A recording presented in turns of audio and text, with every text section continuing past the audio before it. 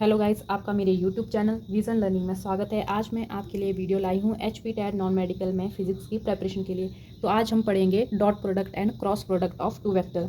हमारे पास कोई दो वेक्टर हैं, वेक्टर A और वेक्टर B। जब भी हम वेक्टर को रिप्रेजेंट करेंगे तो हम कुछ इस टाइप से रिप्रेजेंट करेंगे, जो हमारे पास इस फॉर्म में आता है। जैसे वेक्टर A है हमारे पास, तो हमारे पास ये कुछ इस तरह आएगा, AXI plus AYJ plus AZK।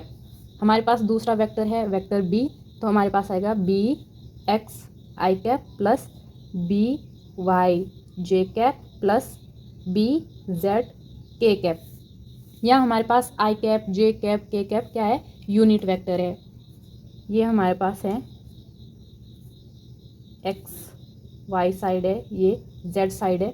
तो हमारे पास जो ये I कैप है, ये कुछ इस डायरेक्शन में, X की डायरेक्शन में होंगे I कैप, Y की डायरेक्शन में हमारे पास कौन सा है, J कैप, एंड Z की डायरेक्शन में हमारे पास है K कैप। ये क्या है, X Y Z के यूनिट वेक्टर है। और I cap, J cap, K cap एक दूसरे के परपेंडिकुलर होते हैं।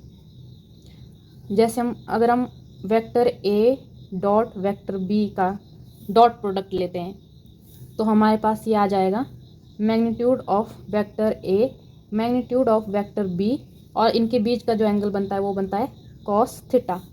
अगर आपसे क्वेश्चन में कॉस एंगल पूछा जाएगा तो हमारे पास ये निकलेगा cos theta equal to dot product of vector A and vector B divided by magnitude of vector A magnitude of vector B। And हमारे पास थीटा जो एंगल अगर पूछा जाएगा तो एंगल का फॉर्मूला बन जाएगा हमारे पास cos inverse dot product of vector A and B divided by magnitude of vector A magnitude of vector B। हम मैग्नीट्यूड ऑफ वेक्टर A को सिंपली A लिख सकते हैं और मैग्नीट्यूड ऑफ वेक्टर B को सिंपली B लिख सकते हैं। अगर हमें मैग्नीट्यूड फाइंड आउट करना होगा, जैसे हम वेक्टर A का मैग्नीट्यूड फाइंड आउट करेंगे, तो हमारे पास फॉर्मूला बन जाएगा √A x का स्क्वायर प्लस AY का स्क्वायर प्लस AZ का स्क्वायर। अगर हमें magnitude of vector B find out करना है तो हमारे पास आएगा √BX का स्क्वायर प्लस BY का स्क्वायर प्लस BZ का स्क्वायर। तो हमारे पास जो डॉट प्रोडक्ट है, dot product of vector A and B equal to आ जाएगा AB कॉस थीटा। सिंपली हम ऐसे लिख सकते हैं। अगर हमें क्रॉस प्रोडक्ट लेना हो, वेक्टर्स का क्रॉस प्रोडक्ट लेना है, तो हम बीच में क्रॉस लगा देंगे। Vector A cross vector B equal to हमारे पास A magnitude of vector A magnitude of vector B। जो हमारे पास इसमें एंगल आएगा वो आएगा साइन थीटा के बराबर। अगर हमें किसी भी डॉट प्रोडक्ट या क्रॉस प्रोडक्ट को फाइंड आउट करना है तो उससे पहले हमें इनकी प्रॉपर्टी जान लेना बहुत इंपॉर्टेंट है। तो अब हम इनकी प्रॉपर्टी को पढ़ लेते हैं। Dot product of two vector, इस साइड हमने लिखा है cross product of two vector. Dot product को हम स्केलर प्रोडक्ट भी कहते हैं और क्रॉस प्रोडक्ट को हम और क्या कहेंगे, वेक्टर प्रोडक्ट भी कहेंगे। तो इसकी प्रॉपर्टी है, पहले हम डॉट प्रोडक्ट की प्रॉपर्टी पढ़ेंगे, फिर हम क्रॉस प्रोडक्ट की प्रॉपर्टी पढ़ेंगे। पहली प्रॉपर्टी हमारे पास डॉट प्रोडक्ट की है, डॉट प्रोडक्ट इज कॉम्यूटेटिव। यानी जो डॉट प्रोडक्ट है वो कॉम्यूटेटिव लॉ को फॉलो करता है। कॉम्यूटेटिव लॉ हमारे पास क्या होता है, vector A dot vector B equal to हमारे पास आएगा vector B dot vector A के बराबर आ जाएगा। इन दोनों की वैल्यू हमारे पास इक्वल आ जाएगी।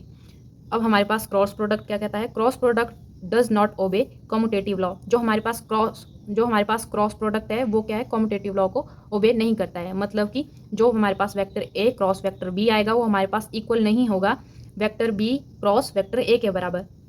नेक्स्ट जो प्रॉपर्टी हमारे पास डॉट प्रोडक्ट में है, डॉट प्रोडक्ट इज डिस्ट्रीब्यूटिव। मतलब कि vector A dot vector B plus vector C हमारे पास इक्वल होगा vector A dot vector B plus vector A dot vector C के बराबर। क्रॉस प्रोडक्ट में क्या कहते हैं, cross product of two vector is distributive. मतलब क्रॉस प्रोडक्ट भी डिस्ट्रीब्यूटिव होता है। मतलब A vector cross B vector plus C vector equal to A vector cross B vector plus A vector cross C vector.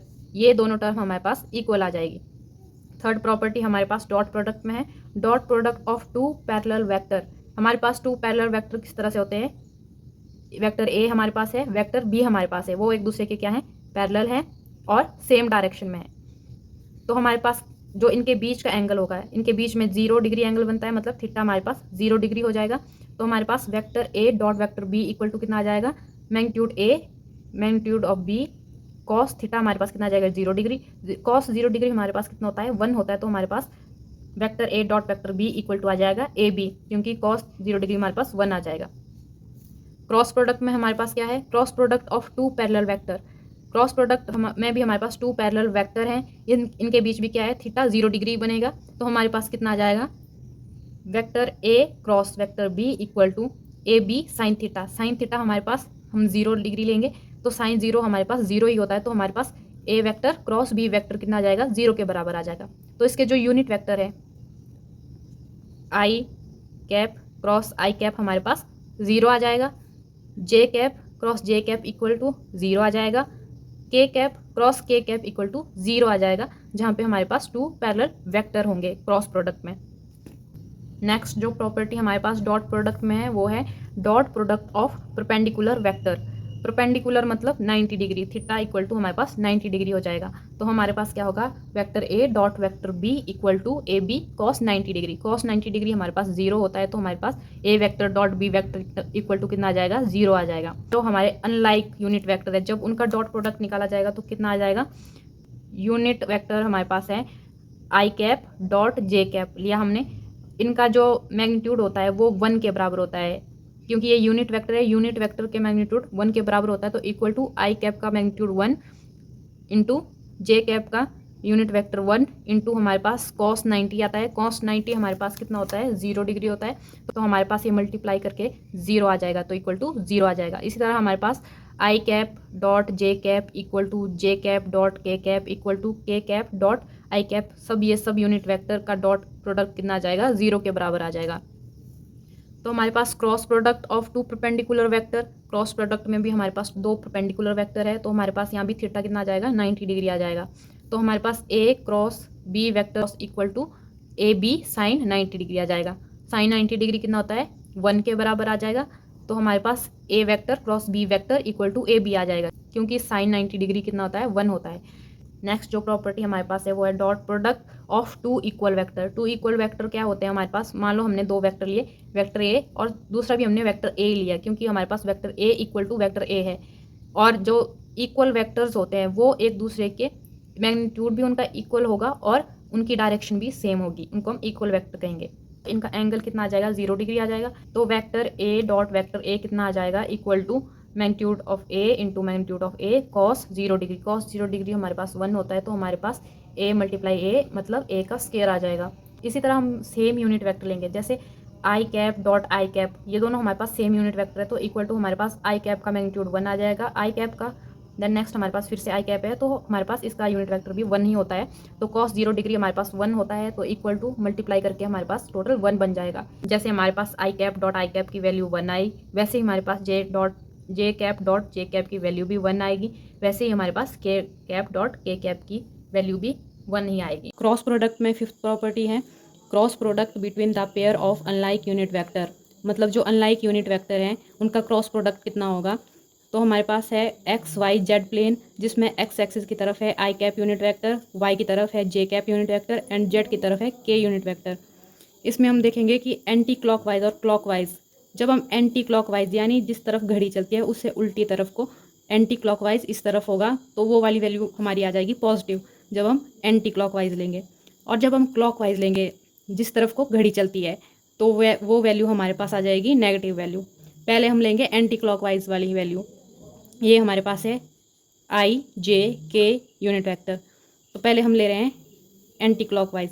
Anti clockwise में पहले हम आई से शुरू करेंगे, I cross J unit vector equal to हमारे पास आएगा थर्ड यूनिट वेक्टर के बराबर के यूनिट वेक्टर के बराबर, और के यूनिट वेक्टर हमारे पास पॉजिटिव वैल्यू आ गई क्योंकि हम एंटी क्लॉकवाइज चल रहे हैं। फिर हम जे क्रॉस के यूनिट वेक्टर लेंगे जो कि इक्वल टू हमारे पास आ जाएगा आई यूनिट वेक्टर के बराबर।